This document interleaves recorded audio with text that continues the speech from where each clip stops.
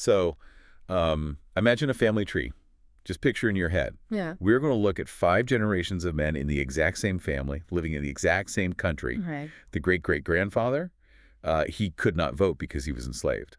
Then his great-grandfather was beaten to death by the Ku Klux Klan for simply attempting to vote. Yeah, a horrific reality of that era. Exactly. Then his grandfather was prevented from voting by Klan intimidation. His father was barred by, poll taxes and literacy tests. And today, the son, a man named Jarvis Cotton, he cannot vote. And why is that? Because he's currently on parole. He is labeled by the state as a quote-unquote felon. I mean, that is just, it's 5 generations, and it's the exact same identical outcome for every single one of them. Right. The underlying goal, which was denying a specific demographic the basic democratic right to vote, it remained absolutely constant across, what, a century and a half? Yeah, exactly. But the tactics, the specific tools used to achieve that goal, they completely changed for every single generation. So you have to ask yourself, is that system broken? Or is it doing exactly what it was designed to do? Welcome to Crisis in Perception, where we examine the hidden systems shaping our world. We're so glad you're here with us. Yeah, for you listening right now, you, the intensely curious learner who really wants to look past the surface level of how society operates, we are taking a deep dive into one of the most staggering optical illusions in modern history. We really are. And our mission for this deep dive is to examine a deeply unsettling question.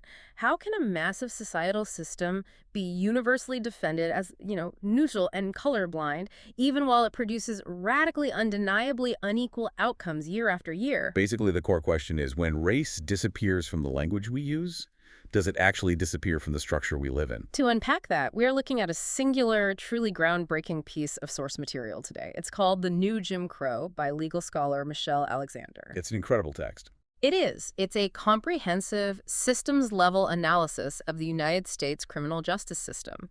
And the central thesis we're exploring is that mass incarceration is not simply a flawed system of crime control. Right. It's not just a mistake. Exactly. It operates as a highly sophisticated, comprehensive system of racialized social control that functions, honestly, remarkably like a modern caste system. Now, before we really unpack this, we need to be clear with you listening. This text contains highly politically charged content involving both right-wing and left-wing administration. Very true. We are not taking sides here, nor are we endorsing the specific viewpoints of the author. Our goal is strictly to impartially report, distill, and analyze the systemic arguments presented in the original source material so you can understand the architecture of these ideas. We're just looking at the blueprint of a machine to see how the gears turn. Exactly. And the most powerful gear in this machine is what we call the crisis in perception. Yeah, that's the widespread belief that racism requires explicit, conscious, racist intent. We have been so conditioned to think that if nobody is using racial slurs, and if the laws are written in perfectly race-neutral language, then the system itself cannot possibly be enforcing a racial hierarchy. But when you look at the structure through a systems analysis lens, like we're doing today, that belief is an optical illusion. It completely blinds us to how control actually operates in the modern era. It really does. So let's go back to Jarvis Cotton. Yeah, that story just floored me. I mean, slavery to Klan violence to poll taxes to a felony record, it really feels like, well, it's like looking at a smartphone software update. Oh, that's a good way to put it. Right. The underlying code, the core operating system, which in this case is the maintenance of a racial hierarchy, that remains exactly the same. It executes the exact same function. Disenfranchisement. But the user interface changes. Yes.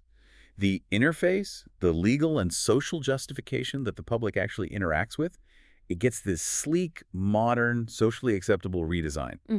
Because you can't use the slavery interface anymore. No, that's banned. And you can't use the Jim Crow segregation interface. That's banned too. So the system just writes a new interface called criminal justice. And it sounds objective. It sounds incredibly neutral. Because, well, it is perfectly legal to discriminate against a criminal. That software update analogy maps perfectly onto a concept introduced by legal scholar Reva Siegel, which the author uses as a foundation for this entire analysis. She calls it preservation through transformation. Preservation through transformation. What does that actually mean on the ground?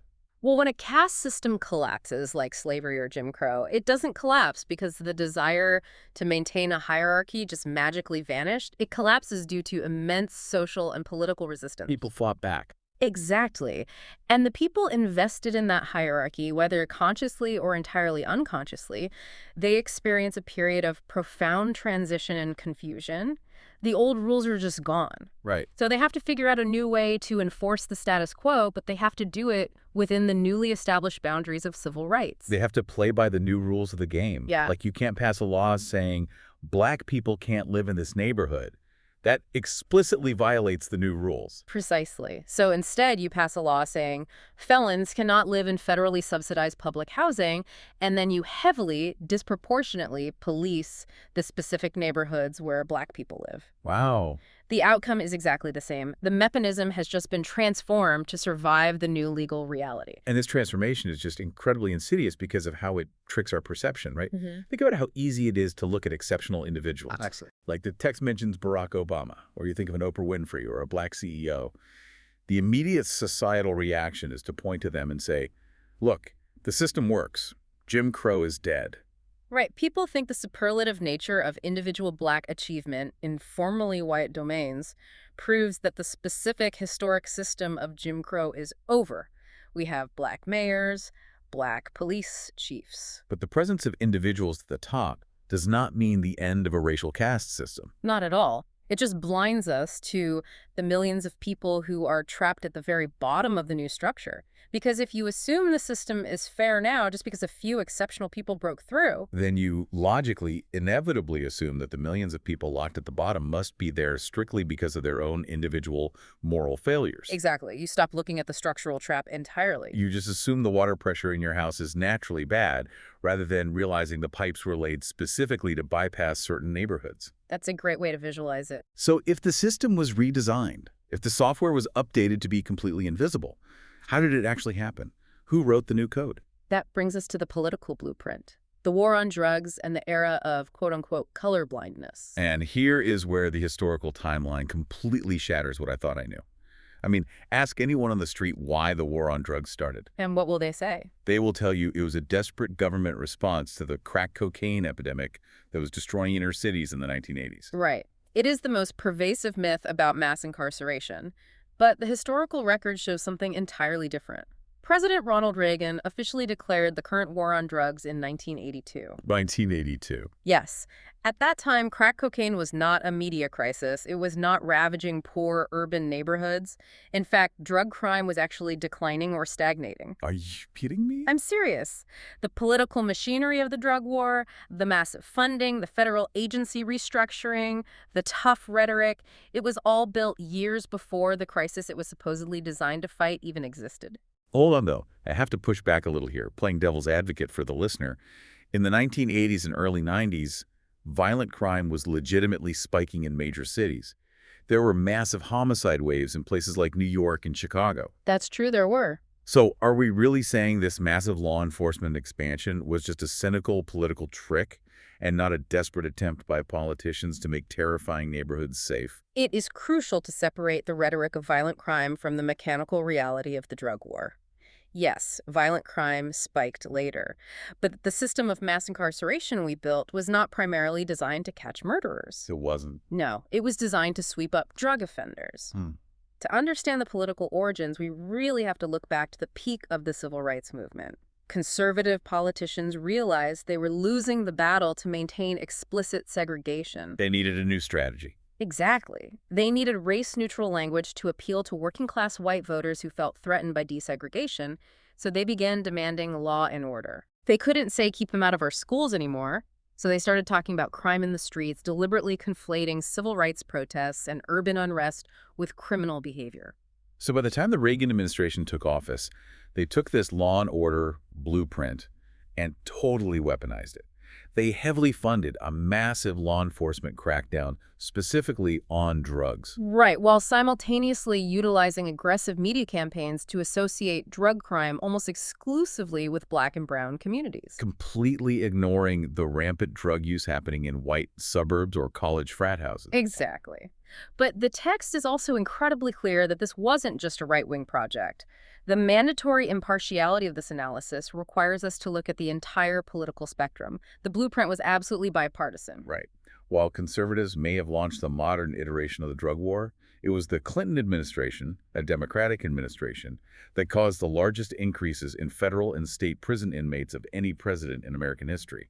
The Get Tough movement just became this massive political arms race. President Clinton championed these policies to appeal to swing voters who had previously defected to the Republican Party. It was a political calculation. Entirely. And it was under his administration that we saw the implementation of things like the One Strike and You're Out public housing initiative. Let's actually define what that means for you listening, because one strike sounds like a really catchy political slogan until you see how it ruins an entire family. Mechanically, one strike meant that if anyone in your household or even a guest visiting your apartment was caught with illegal drugs anywhere, your entire family could be permanently evicted from federally assisted public housing. Right, anywhere, not just in the apartment. Anywhere. A grandmother could lose her apartment because her teenage grandson was caught smoking marijuana down the street. A grandmother made homeless for a grandson's misdemeanor. That is staggering. And the Clinton administration also signed legislation that replaced the old welfare system with a new program called TNF, Temporary Assistance for Needy Families. Right, welfare reform. But hidden within that welfare reform was a devastating provision. A permanent, lifetime ban on eligibility for welfare and food stamps for anyone convicted of a felony drug offense. A lifetime ban on food assistance. Let's really sit with the mechanics of that. You get caught with drugs. You get a felony conviction.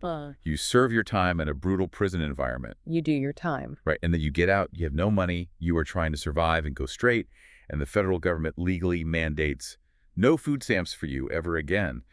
How is that person supposed to eat without returning to the illegal economy? They can't. It is a mechanism mathematically guaranteed to produce recidivism, and this was bipartisan consensus. Both sides of the aisle locked this system into place. So we have the political cover established. We have the law and order rhetoric that sounds perfectly neutral but practically targets specific communities. The next massive question for us is, how does the system physically capture millions of people? We need to look at the street level. We need to look at the actual gears of the criminal justice system itself. And those gears run on two primary fuel sources: unbridled discretion and massive financial incentives. Let's look at the money first. The money is everything. In 1984, Congress passed an amendment to the Comprehensive Drug Abuse Prevention and Control Act. And this is the moment the system truly became a self-sustaining, profit-driven machine. This amendment fundamentally changed the rules. It allowed local police agencies to retain up to 80% of the value of the cash, cars, and homes seized in drug busts. Follow the money. Before 1984, if local police raided a stash house and seized $50,000 in cash, that money went to the federal treasury. Right. It didn't benefit the local precinct directly. But after 1984, the local police department gets to keep $40,000 of it to pad their own departmental budgets. They can buy new cruisers, military-grade gear, or just expand their payroll. And the federal government amplified this by creating the Edward Byrne Memorial State and Local Law Enforcement Assistance Program. These were known as the Byrne Grants. What did those do? They essentially offered hundreds of millions of dollars in federal funding to local police departments, but only on the condition that those departments create specialized narcotics task forces. So if you want the federal money, you have to fight the drug war. Exactly, and the data from the text is just staggering. Between 1988 and 1992 alone, just the drug task forces funded by the Byrne Grant Program seized over $1 billion in assets. $1 billion in 4 years. It's literally bribing law enforcement to shift their focus from solving murders or rapes to exclusively hunting for drug arrests. But here is the mechanism that absolutely defies belief. You don't even have to be charged with a crime for the police to seize your property. Wait, really? How is that even legal? This is the mechanism of civil asset forfeiture. It is a legal fiction where the government doesn't charge you, the human being, with a crime. They charge your property. They charge the property. Yes.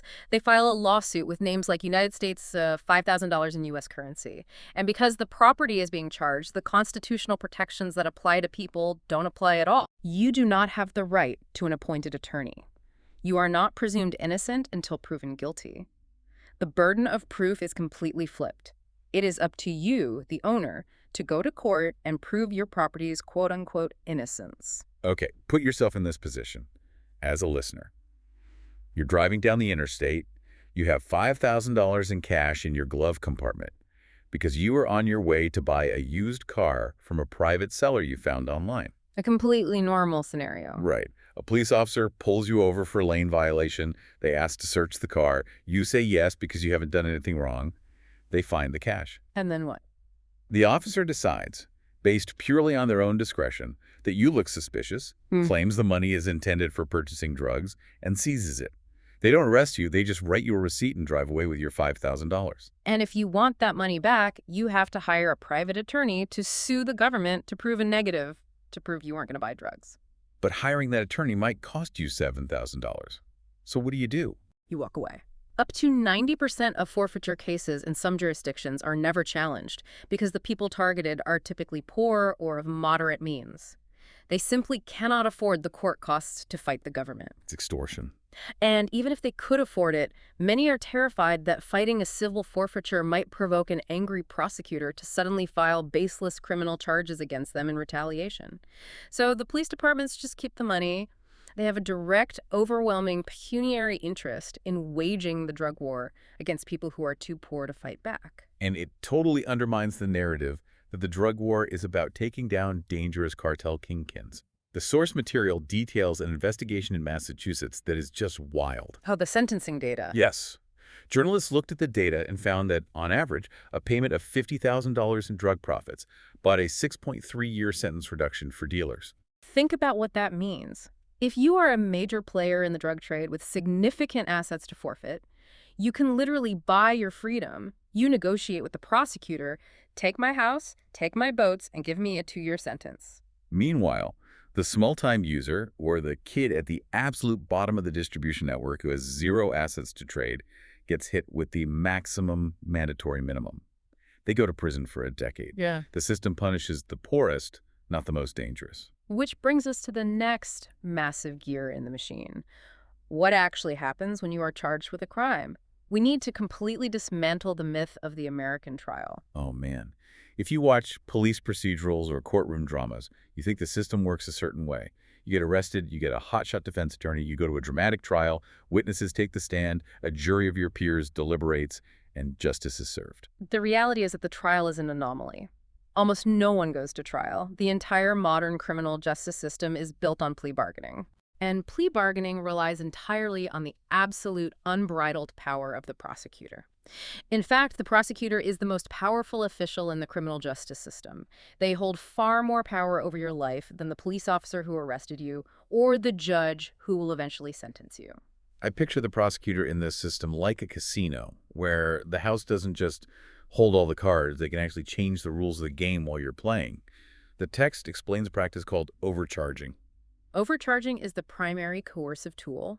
The prosecutor has the discretion to file far more charges against a defendant than they could ever realistically prove in a trial. They just stack them up. Exactly. They look at a single event and break it down into a dozen separate felony charges. And crucially, they load you up with charges that carry unimaginable mandatory minimum sentences. So, a young person gets arrested for a relatively minor drug offense.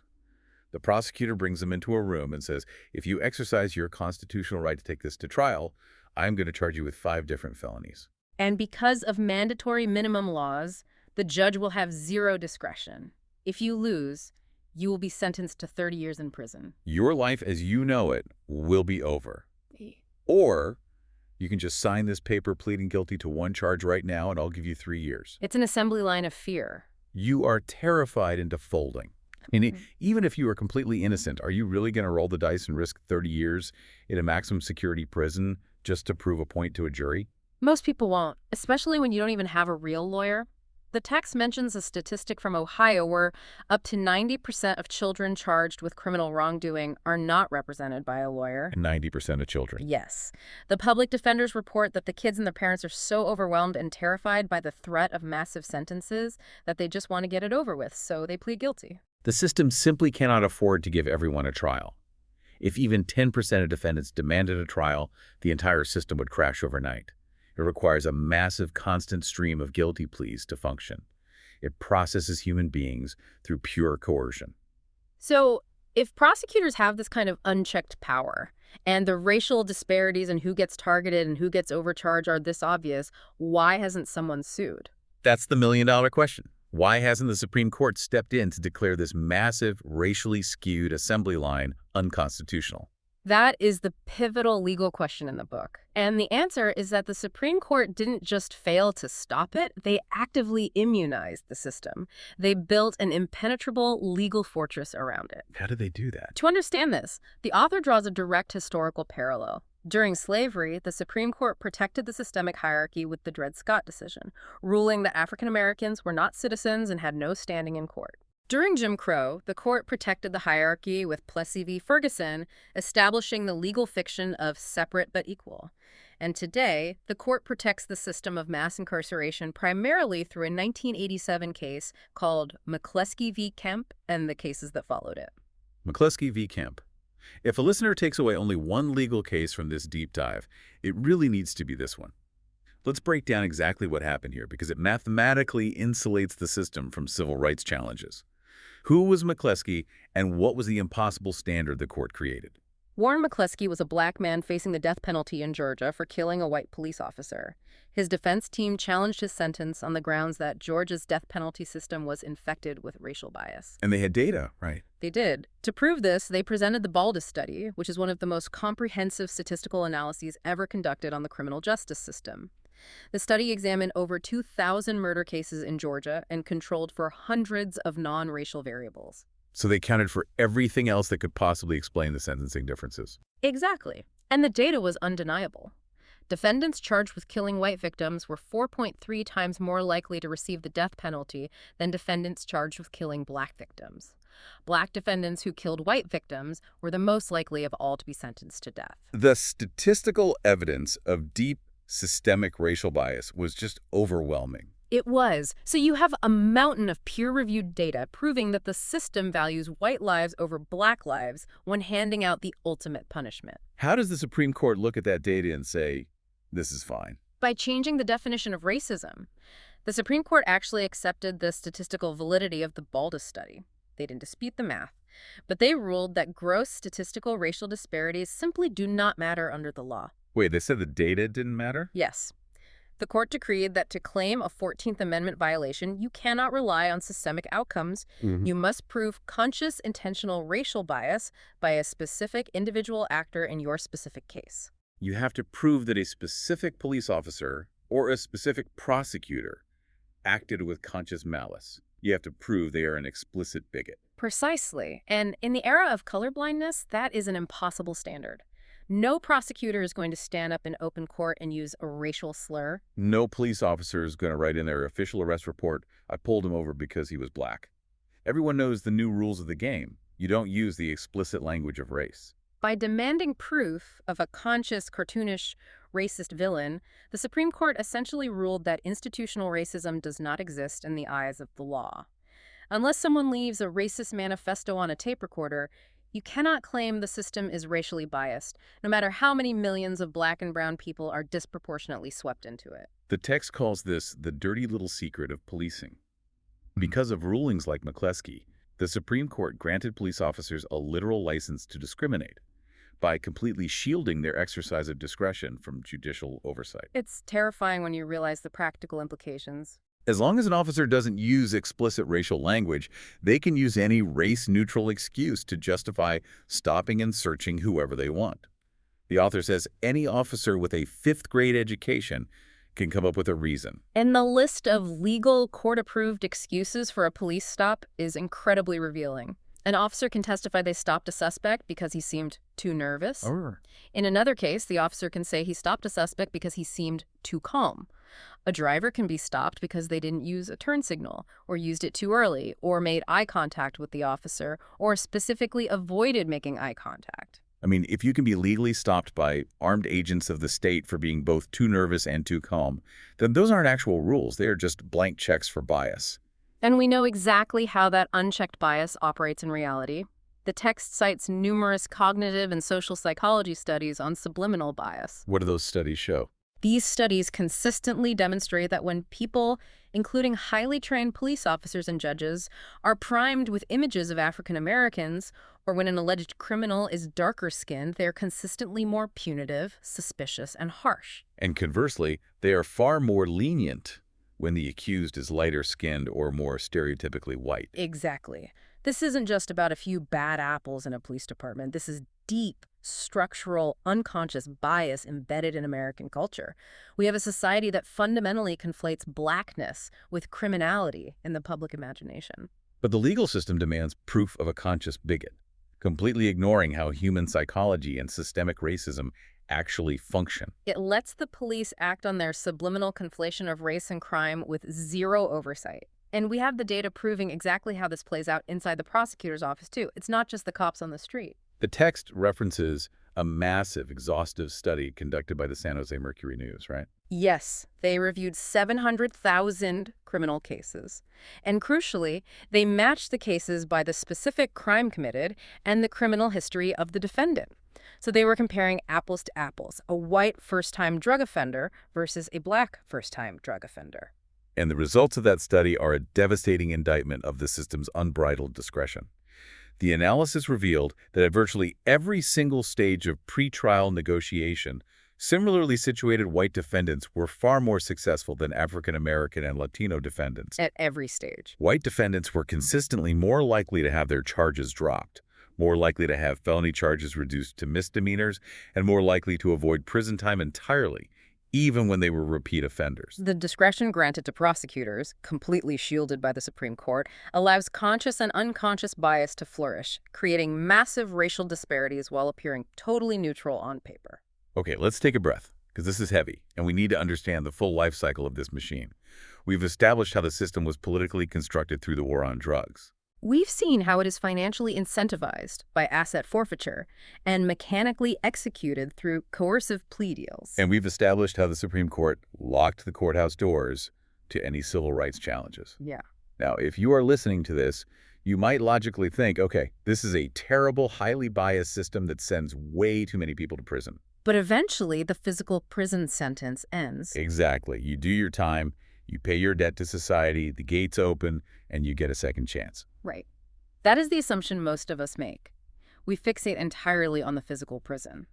But this brings us to the core of Michelle Alexander's thesis. She argues that the physical prison is merely the gateway. The gateway to what? The true cage is invisible, and it is permanent. Put yourself in this scenario. You made a mistake, you got caught with drugs, you were pressured into a plea deal to avoid a 30-year mandatory minimum. You go to prison, you survive years in a brutal, traumatizing environment, and finally, your release date arrives. You walk out of the gates, you think you are free. But what you discover almost immediately is that you have just been ushered into a parallel universe. A universe where intense, legally sanctioned discrimination against you is a daily reality. The author relies on the term invisible punishment, coined by Jeremy Travis, to describe this reality. When you are convicted of a felony, you undergo a form of civic death. Civic death. The real punishment is not the physical time spent behind bars. The real punishment is the permanent label of felon. Sociologist Diva Pager is quoted in the text discussing this concept as a negative credential. A negative credential? I think of it like a reverse university degree. A bachelor's degree is a credential that opens doors for you everywhere you go. This felony brand is a credential designed to slam every single door in your face for the rest of your life. That is exactly how it functions. The state officially brands you. They certify you for permanent social exclusion. 4 decades ago, during Jim Crow, employers, landlords, and the government were legally allowed to discriminate explicitly on the basis of race. But today, under the new interface, they are perfectly free to discriminate against someone with a prison label. And because the drug war targeted Black and brown communities with laser precision, that prison label functions as a highly effective proxy for race. Once you have that label, you are legally barred from public housing. You can be denied food stamps through TNF, like we talked about earlier. Your employment applications are thrown in the trash the moment you check the box. You are stripped of the right to vote. You cannot serve on a jury. You are permanently relegated to a second-class status, locked out of mainstream society. You are an outcast. The text quotes an ex-offender who asks this heartbreaking, incredibly logical question. What do you do with all these millions of people that have been in prison and been released? Do you accept them back?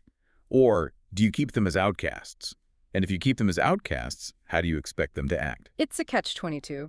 The system demands that you integrate into society. Your parole officer demands that you get a job and secure stable housing. Hmm. But the law makes it legally impossible for you to actually do those things. Let's break down the Chicago case study from the text, because it puts terrifying concrete numbers to this civic death. In the state of Illinois, 90% of those sentenced to prison for drug offenses are African American. 90%. But the really mind-bending statistics are about the scale of this social exclusion. As of June 2001, there were nearly 20,000 more black men in the Illinois state prison system than enrolled in the state's public universities. It's a staggering comparison that shows what the state prioritizes funding. And it gets worse. If you look just at drug charges, ignoring all violent crime, there were more black men in the state's correctional facilities for drug offenses than the total number of black men enrolled in undergraduate degree programs in state universities. That is a profound structural failure. And here's the statistic that shows the permanent branding process in action. In 1999, exactly 992 black men received a bachelor's degree from Illinois state universities. The very next year, roughly 7,000 black men were released from the state prison system just for drug offenses. The 992 degrees that open doors versus 7,000 negative credentials that permanently close them. What those numbers illustrate is not just poverty, it is the deliberate creation of an undercaste. And the text defines this distinction very carefully, right? Yes, we aren't just talking about an underclass. People who are economically poor but theoretically have the opportunity to climb the economic ladder if they work hard. An undercaste is a group of people who are permanently barred by law and custom from participating in mainstream society.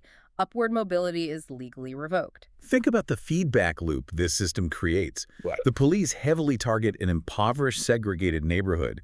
They arrest a young man, overcharge him, and brand him with a felony record. Then the system just dumps him back into that exact same impoverished neighborhood, often with nothing but $10 in gate money and a bus ticket. The state has stripped him of the legal ability to get a job, secure housing, or get food assistance. And then, when he inevitably fails to survive under those impossible conditions and ends up resorting to the illegal economy just to feed himself, Society blames him for his own moral failure and throws him right back into prison. It is a perfectly closed circuit of perpetual marginality. It is designed to generate recidivism, not rehabilitation. which brings us to a massive psychological roadblock. Yeah. If everything we just talked about is true, if the statistics are this glaring, if the Supreme Court's complicity is this obvious, if the system is literally creating a permanent undercaste, why is the civil rights community relatively quiet? Why isn't there massive daily public outrage? Why can't we see it? Yeah, get that. Because the optical illusion is incredibly powerful. The author points to a deeply flawed public consensus. We have been trained to only recognize racism when it looks exactly like the past. The text uses a very telling example to illustrate this. Yeah. The Jenna Six. This was a massive national news story. 6 black teenagers in Jenna, Louisiana were charged with attempted murder after a schoolyard fight with a white student. And the response was huge. There were massive protests, live national coverage on CNN, civil rights leaders marching in the streets. It felt like a triumphant return to the civil rights movement of the 1960s. But the author asks a very pointed, uncomfortable question. Why did the media, the public, and the civil rights establishment care so deeply about these specific 6 teenagers? It was because prior to the fight, white students had hung nooses from a tree in the schoolyard. Exactly. The noose is a relic. It is a brazen, undeniable symbol of old-fashioned, explicit Jim Crow-era racism. Because the nooses were present, mainstream America and even the justice system could easily understand and categorize the overzealous prosecution of those teens as racist. It fit the mental model we are comfortable with. But meanwhile, on that exact same day, thousands of black and brown kids across the country in cities like Chicago, Baltimore, and Los Angeles were being shipped off to adult prisons for minor drug offenses. They were having their lives permanently destroyed by prosecutors using mandatory minimums to force plea deals. But there were no nooses hanging in the courthouses. There were no racial slurs being shouted. It was all cloaked in the neutral, administrative, bureaucratic language of the criminal justice system. So nobody protested, nobody marched on CNN, because we have been trained to only see racism when it wears a white hood. That is the ultimate trap of colorblindness. The text makes a profound argument that the ideological principle of colorblindness, far from being a worthy progressive goal, has actually been catastrophic for African Americans in the post-civil rights era. The author dissects that seemingly innocent everyday phrase. I don't care if he's black. People say that all the time to prove their objectivity. I don't care if he's black, white, purple, or green. He broke the law, he should do the time. Right, it's offered as an exculpatory virtue, proof that the speaker is fair and unprejudiced. But the author argues it is actually a profound form of cruelty. A form of cruelty. How Well, so? because this callous colorblindness allows society to view black and brown men not as members of a historically oppressed caste who are currently being targeted by a systemic, politically motivated drug war. Instead, it allows us to view them simply as raceless men who failed to play by the rules. It allows us to completely ignore the targeted police deployment, the financially incentivized drug task forces, the biased plea bargaining, and the discriminatory sentencing. By refusing to see race, we become completely blind to the existence of racial caste in America. We define blackness as criminality, and then we pretend we are just punishing criminals. I don't care if he's black. When you frame it that way, it's not a statement of equality, it's a statement of permission. It's permission to stop caring about the historical and systemic context of another human being's life. Well said. And while the public is looking the other way, refusing to see the caste system because it doesn't look like the 1950s, there is a massive economic machinery running in the background, making sure this system never, ever gets dismantled. The money again. Always the money. If we want to dismantle mass incarceration, we aren't just fighting a flawed legal idea or a psychological bias. We are fighting a massive corporate and economic vested interest. The text states that if we were to release 4 out of 5 prisoners today, just to return to the incarceration levels of the 1970s, which, remember, criminologists at the time already thought were egregiously high, over 1 million people would lose their jobs. 1 million jobs. The criminal justice bureaucracy is enormous, and it is ravenous.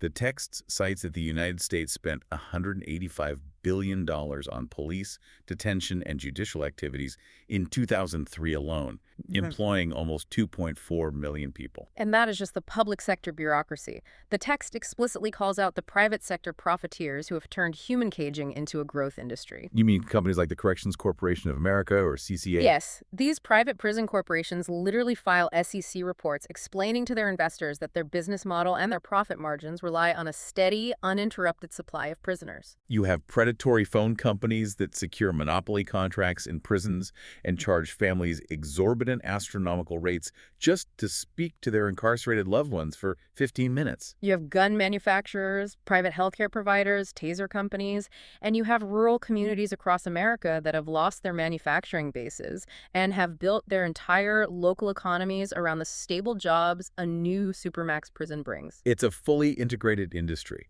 And what does every industry demand to survive? Growth. It demands a constant, reliable supply of raw materials. In this industry, the raw material is human bodies. Poor, mostly black and brown bodies, processed through the plea bargain assembly line. Which leads to the author's final urgent warning: tinkering is for mechanics. I love that phrase. It's so true. You cannot fix a machine designed for systemic control by just filing a few lawsuits or tweaking a mandatory minimum law here and there or running a small prisoner reentry program. Those isolated victories don't overthrow a caste system. They just force the system to write a new software update. The author references Martin Luther King Jr., right? Yes, noting that in his later years, King opposed the tendency of the civil rights movement to just fight isolated technical legal cases. He understood that to create real change, you have to mobilize thousands to make the case in the court of public opinion. You have to dismantle the flawed public consensus. The underlying consensus today, the foundational code of the software, is that drug crime is black and brown. Until that foundational assumption is shattered, and until we stop hiding behind the illusion of colorblindness, the system will just find a new way to preserve itself through transformation. Absolutely. So what does this all mean for us? Let's trace the full shape of the invisible architecture we've uncovered today. We started with the illusion of progress, looking at the story of Jarvis Cotton to see how the goal of disenfranchisement remained identical across 5 generations, while the methods evolved from slavery to Jim Crow to the label of felon. We saw how the war on drugs was a calculated political blueprint launched before crack hit the streets, championed by both conservatives and liberals to manage the dispossessed. We examined the mechanical gears on the ground, the asset forfeiture bribes that warp police priorities, the terrifying, coercive power of prosecutors to force plea deals, And the Supreme Court's McCleskey decision that mathematically immunized the system from civil rights challenges by demanding proof of cartoonish bigotry. We saw how the physical prison is just the gateway to a parallel universe of civic death, where the felon label creates a permanent undercaste, stripping millions of their rights to housing, food, and voting, dumping them into a closed circuit of marginality. And finally, we looked at the optical illusion of color blindness itself. How our refusal to recognize anything other than 1950-style explicit racism blinds us to a modern caste system that feeds a billion-dollar corporate machine. The critical takeaway for you, the listener, is about how you evaluate the world around you. True systems-level analysis means you must look past the colorblind language of any institution. You have to stop looking at what a system says it is doing and look entirely at its outcomes and its incentive structures. A system can claim to be perfectly neutral all day long, but if it consistently, predictably produces radically unequal, devastating outcomes for a specific group of people year after year, then that unequal outcome is not an accident. That outcome is the system's actual purpose. When race disappears from the language, it does not disappear from the structure. It just becomes harder to see unless you know what to look for. That's the real crisis in perception. And I want to leave you with one final provocative thought to mull over. Building on the architecture we've mapped out today, we discussed how this system functions as a massive, ravenous economic engine. It requires a constant, uninterrupted stream of bodies to feed the private prisons, the predatory phone companies, the rural towns, and the swollen law enforcement budgets. If this system is functioning flawlessly as a means of managing the dispossessed, and it is driven by corporate profit just as much as it is driven by racial control, what happens when those industries inevitably demand even more growth? That is a terrifying question. What happens to the legal definition of crime when the machine runs low on its current raw materials? Will the net of mass incarceration inevitably have to expand? Will it swallow entirely new demographics, new behaviors, or new communities simply to keep the business model alive? When you look closely at that optical illusion and you finally see the cage, it is terrifying to think about what the next shape might be. The invisible walls are always moving. It's up to us to maintain the perception required to see them. Thank you for joining us for this deep dive on crisis and perception. We hope you gain some new tools for seeing the structures around us. If this is the kind of systems-level analysis that helps you see the world more clearly, please consider supporting the time, tool, and research behind this project by becoming a supporter on Patreon. And for a shorter visual overview of this topic, check out the mini explainer linked in the description. Please like, subscribe, and comment below on what systems, books, or hidden architectures you'd like us to explore next. Until next time, keep looking past the surface, keep questioning the interface, and never stop trying to see the cage.